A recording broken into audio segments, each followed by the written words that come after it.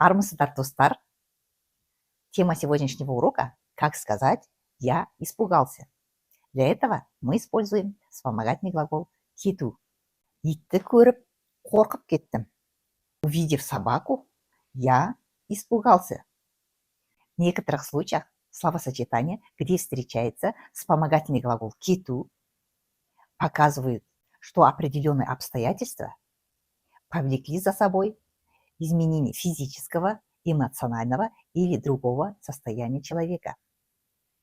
Например, когда человек испытывает радость, страх, сожаление, огорчение или человек изменился физически. В нашем случае человек испугался, увидев собаку, то есть он испытал страх. Давайте посмотрим еще примеры. Ақшаны көріп, қуанып кеттің бе? Увидев деньги, обрадовался? Кешіріңіз, шошып кеттіңіз бе? Извините, вы испугались? Ол үйіне ренжіп кетті. Он ушел домой обиженным. Үй ыстық екен, терлеп кеттім. Дома оказывается жарко. Я вспотел. То есть мое физическое состояние изменилось. На этом мы сегодняшний урок завершаем, а в следующий раз у нас будут еще другие интересные темы.